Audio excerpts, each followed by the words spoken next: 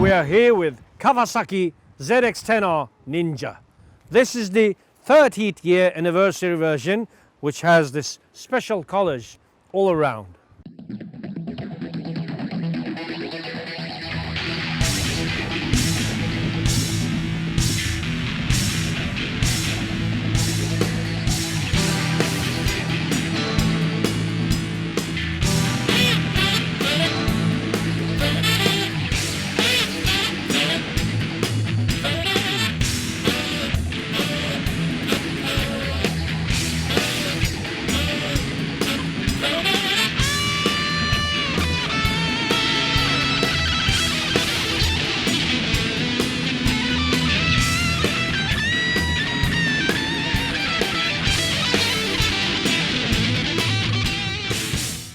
In 2004, when the ZX-10R was first launched in the millennium, it was the dog's bollocks. But after that, the Ninja ZX-10R became more and more emasculated, became more and more sedate, and left alone on its side. Then, in 2011, this bike came out and it kicked everybody in the ass.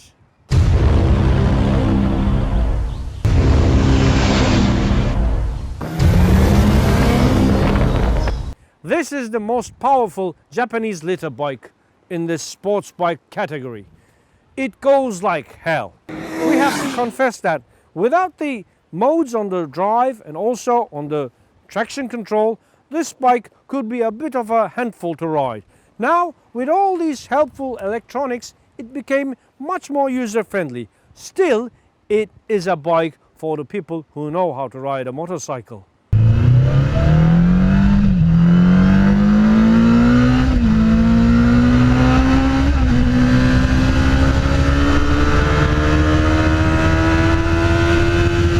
We do not suggest to anyone who is not well experienced riding bikes to ride something like this. This is really a man's bike. Let me describe you the feeling, the sensation of this thing. When I open the throttle, the whole menu of the lunch is moving in my stomach. When I apply the brakes, the blood is nearly oozing out of my nose. So this is that kind of power and that kind of brakes that this bike has.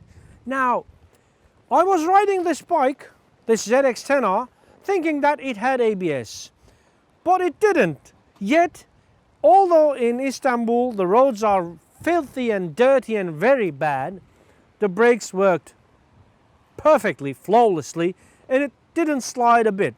It came to me as a shock that it wasn't ABS equipped. But anyway, it handles brilliantly, thanks to these Tokiko calipers, which were specially made for this bike. For the last couple of years, Kawasaki is considered to be the exotica part of Japanese bikes. We have to give examples like this. The steering damper made by Altin, and it's electronically equipped. So it has this Showa big piston forks. It has a matching suspension. It goes like hell, it handles brilliantly, except with these tires. We really didn't like these Bridgestone OM tires, BT016 I think. They are Batlaks, but on the adequate tarmac of Turkish roads, these tires do not handle that good. With a bike this good, these tires are a shame. We have to consider something like Pirelli Supercorsa probably for these. Anyway, Kawasaki designed this bike with this Komodo dragon look on the head with an open mouth for ram air duct and with a big ass, a very big tail. But the strange thing is, this tail does not accommodate a lot of things. Well, you can barely fit a glow inside, a pair of glows. That's all you can fit inside. Yet the comfort for the rider is exceptionally good. Because they designed this bike with the indicators integrated to the tail, when we take off these plate holders, you don't have to find new indicators. So it's really clever design. On its tiny instrument console, you can have the gear indicator, you'll have the onboard computer, and also the RPM is shown by this LED light. It's quite original. But the good thing is, When we are approaching the ignition cutter, the upper range of the RPM, the whole console starts to blink. So we don't have to take our eyes off the road and look the console on back on the road. It just blinks down, so indicating that we have to change the gear. They also made a song and a dance about this eco mode of this bike, the mode that you can find on each and every Kawasaki nearly now.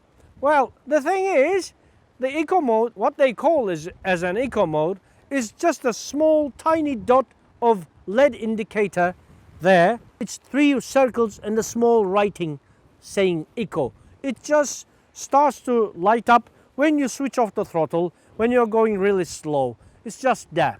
And when you can ride this bike in eco mode, it doesn't consume that much, they say. We couldn't test that because if we're riding a ZX-10R, what's the point of riding it slowly? Then why should we own a Ninja then? The indicator integrated mirrors show exceptionally performance. For a sports bike, they really give a good field of view. Going uphill, really opening the throttle with a handful, it starts to wobble a bit. I think that's because of my 95 kilograms of weight and a bit of soft preload on the back suspension. Maybe a bit of more preload on the rear damper should calm this behavior. In order to own this bike in Turkish standards, you have to be very rich. It is about 19,000 euros in September of 2014. But that's not all. You also have to be very rich to run it, because it consumes something around 9 to 10 liters on each and every 100 kilometers. So you have to pay all the time.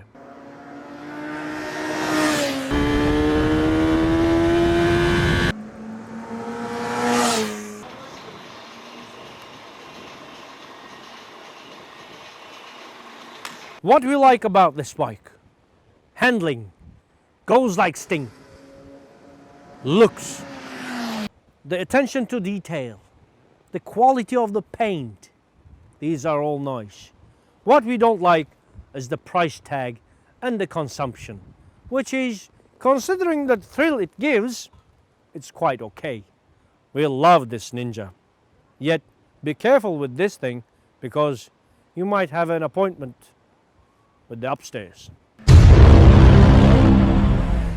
Today we are invited to the Yamaha launch of R25. This bike is produced especially for Turkey and countries like Turkey,